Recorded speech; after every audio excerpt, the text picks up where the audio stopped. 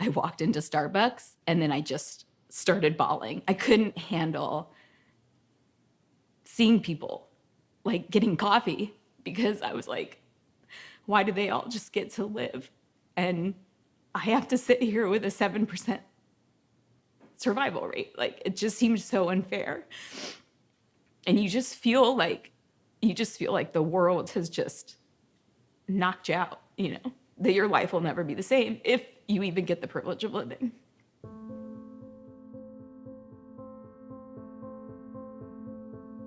In 2013, my parents, they host like Christmas parties, and I just got dressed and I was coming down my staircase as Sheila was entering through the doors. And I'd never met her before. Even though we grew up in the same town, we talked all night, and then we just started dating immediately.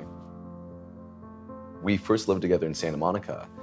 The apartment started to accumulate black mold, and we started to see it like on our shoes in the closet and stuff like that. And she was getting sick a lot, like constantly sick. And I remember asking myself mentally, like, hey, you really like this chick, but you know that if you pursue this person, you're going to have to like be okay with the fact that she's gonna be getting sick a lot. It was a really deep conversation with myself. I did not talk to anybody about it.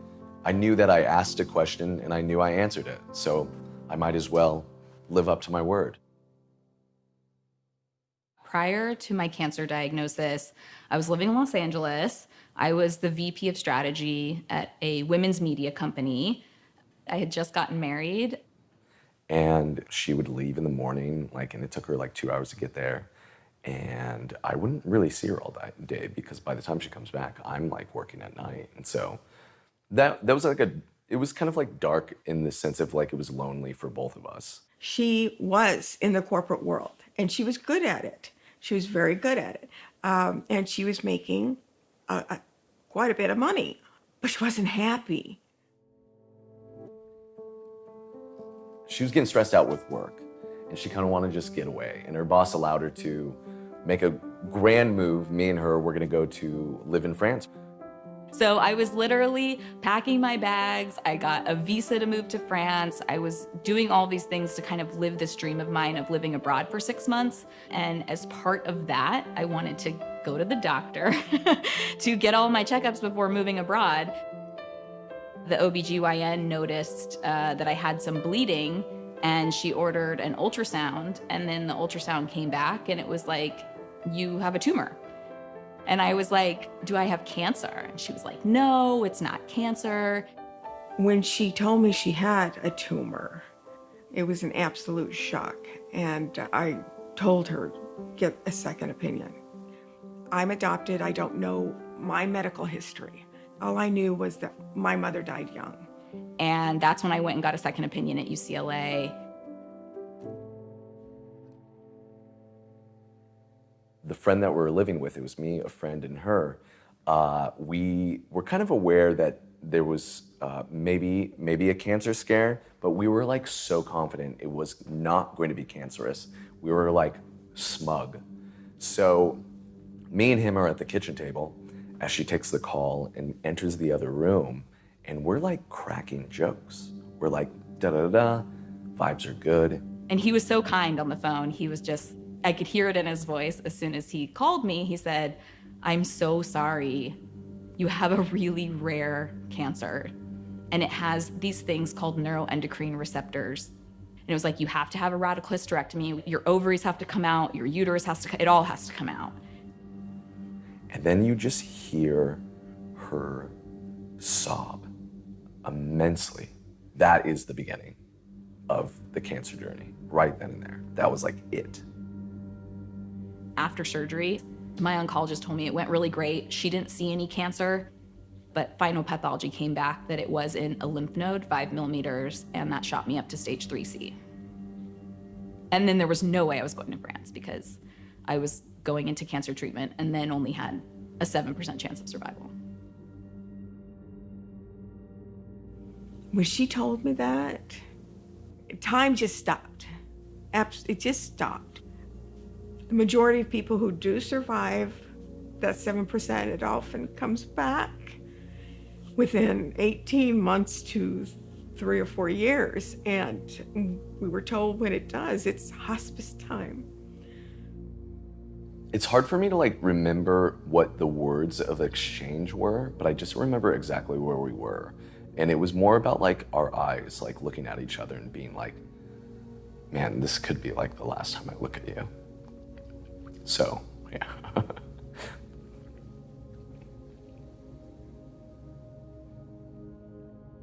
I was meeting with my oncologist, my hematologist oncologist, getting ready for chemotherapy. And I, point blank asked her, okay, I'm gonna do all of this treatment. I'm gonna do the chemo, I'm gonna do the radiation concurrently, multiple rounds, get my body destroyed, and my odds are still 7%. So what else do you have? And then she looked at me and she was like, think about that 7%. And she goes, the cure rate is not 0. I think that gave me something inside that was like, yeah, it's gonna be me. I'm gonna be the one. We just felt to the very core, if anybody was going to get through this, Taryn was going to get through this. For my particular treatment, we were doing cisplatin and etoposide for the chemotherapy, and I was doing concurrent radiation.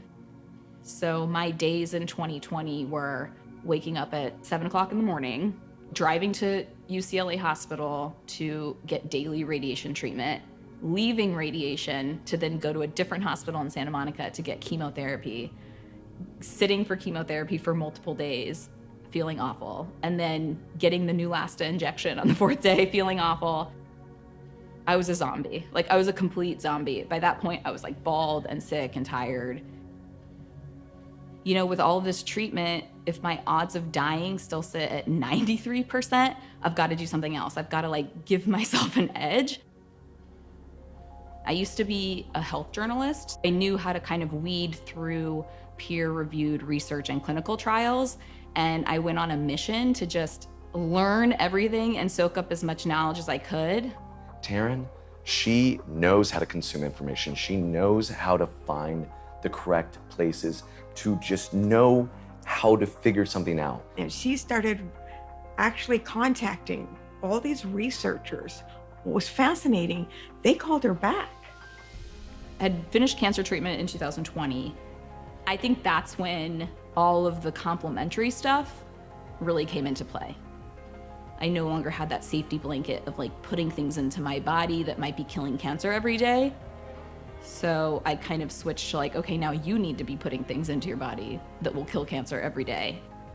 And so I started doing all of these complementary therapies, integrative therapies, like mistletoe shots and high-dose IV vitamin C, and I had changed my whole diet.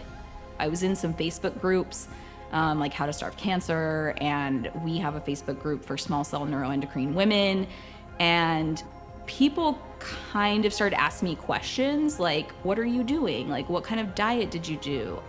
I really just wanted to start sharing knowledge so that people didn't have to go read the textbooks that I read.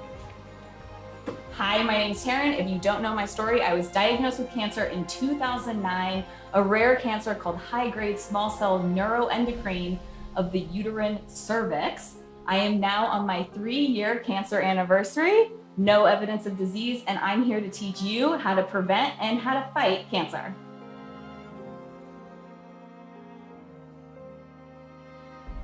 Finally, in December of 2021, I thought, well, I'm getting pretty far being cancer-free now, and I do want to kind of share this knowledge with the world and help other cancer patients. I'm going to start this Instagram, and I'm going to do this ebook. And then it was through a process of doing that Instagram called @theanticancerlife that then I thought, okay, I think it's time to tell my story in a more public way. And that's when I pitched the article to the Huffington Post. And I wrote that article. We didn't know it was gonna go viral. And then it was like, it posted and my inbox was full of just, hundreds of cancer patients from around the world reaching out. She will answer anybody's questions. Not only is she immediate, but she loves it. She loves helping people. So there's a lot of complementary therapies. There's not really a downside, but there is a potential for huge upside. And so those things like acupuncture, herbs, diet, nutrition, exercise, vitamin C, mistletoe, like all of those kind of things, I'm a really big advocate for. And a lot of doctors will just shut it down. And it's hard when you're fighting a rare tumor. Data's not on your side. I just try to tell all cancer patients that you have power. If your doctor isn't giving you the support that you need, or with every suggestion is sloughing you off, get a new doctor. Don't be afraid to get a second, third, fourth, fifth opinion. It's okay to argue with your doctor. They are smart. Your doctor is smart. Your doctor went to medical school. They should be fine with you questioning their opinion.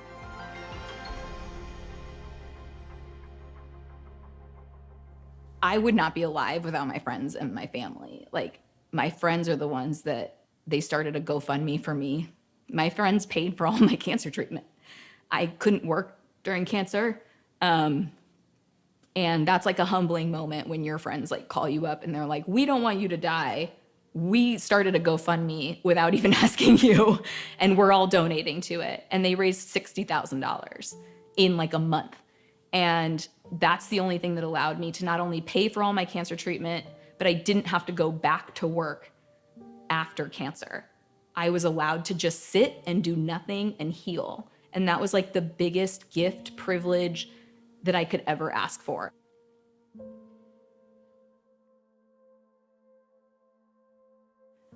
What this cancer did was almost slow down her life. What she started realizing is she was not happy in her previous cancerous life. So she started going back to writing scripts, and her manager became very excited, saying, you write the scripts, I'm gonna put them out there. She started writing more scripts, and all of a sudden she started getting noticed by studios. I'm getting to pursue my dream in a way that I could not before cancer. I don't know if I would have taken the time or had the time to just sit down and write movies. And you don't have time to do that when you're, working 11 hours a day at some corporate job.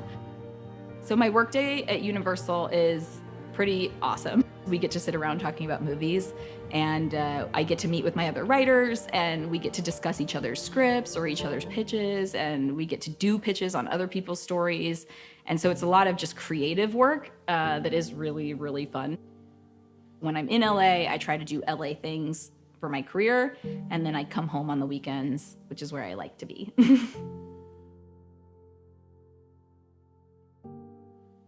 Some people have asked me, well, do you wish you never got diagnosed? I love my life so much more now than I did before cancer. Prior to cancer, I was a little bit unhappy. I was stressed out. I had a dream that I wanted to be a screenwriter, that I wanted to be an author. I had all of these dreams, and it felt like I had pivoted so far away from pursuing them. Even the fact that she wrote a book, got it published, and before we started dating, I was like, what? Who are you? And so I always knew she was so great with words, diction, so smart, and I just always wanted her to write. You just get caught up in different promotions, and inch by inch, you kind of get pulled away from those dreams you kind of once had, because you need to keep your salary and you need to keep your job and you have to pay your bills. And I don't think I was appreciating my life as much as I could have been. Now I have just a different appreciation for the people in my life, because you realize that you really don't live this life alone, and you don't fight cancer alone. And I do love the life I have now. And now I'm getting to pursue my dream in a way that I could not before cancer. When you're young and you get cancer, you realize how lucky you are just to wake up in the morning.